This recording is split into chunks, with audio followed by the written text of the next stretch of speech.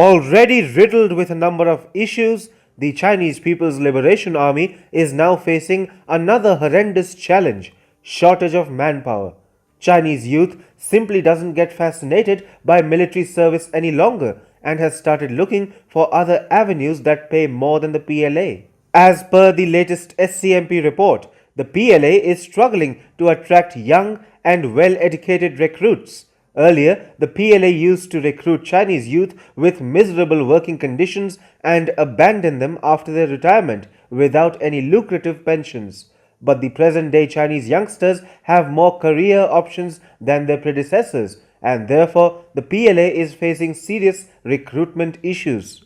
There are a number of issues at play here. The present-day Chinese youngsters have grown up in the context of the catastrophic one-child policy. They have been raised as pampered little emperors by their parents and grandparents. These Chinese youngsters are simply not willing to face rigorous military service. And then the PLA doesn't have a lot to offer either. Serving in the PLA is not honorable by any stretch of imagination. PLA recruits do not become officers but are reduced to the level of becoming the personal henchmen of the General Secretary of the Chinese Communist Party.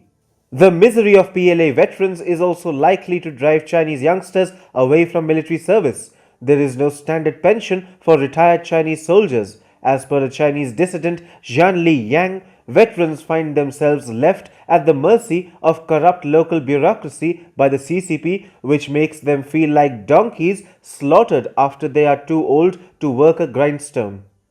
Yang also said that veterans, several of whom participated in bloody wars like the Korean War and the 1979 Sino-Vietnamese War, have been holding frequent mass protests across China for years now, hoping to shame the government into recognizing its obligation towards those who battled along the country's borders in the past.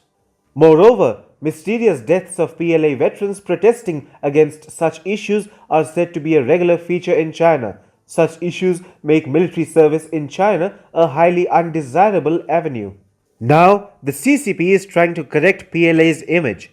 The Standing Committee of the National People's Congress, or NPC, recently adopted legislation aimed at providing better opportunities for China's 57 million military veterans. NPC Chairman Li Zhanshu said, "We should make the military a profession to be respected by the whole of society and build the foundation for strengthening the army." But such CCP propaganda is unlikely to bring about substantial change in the miserable lives of PLA veterans. It is also not going to change the poor perception of the PLA, which is essentially a result of several decades of mistreatment against PLA soldiers and veterans. At a very contemporary level, Chinese youngsters also fear for their lives.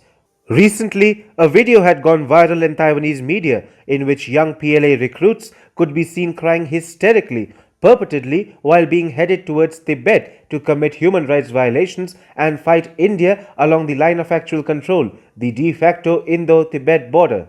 Earlier this year, the Chinese PLA had suffered heavy casualties during a violent and bloody face-off with the Indian Army's Bihar and Punjab regiments at Galwan Valley in eastern Ladakh. To date, the PLA has not released the embarrassing casualty figures of the Galwan Valley clash. Later, the Special Frontier Force, a top-secret China-focused force of India, also gave the PLA a bloody nose in the southern Pangong Tso region of eastern Ladakh.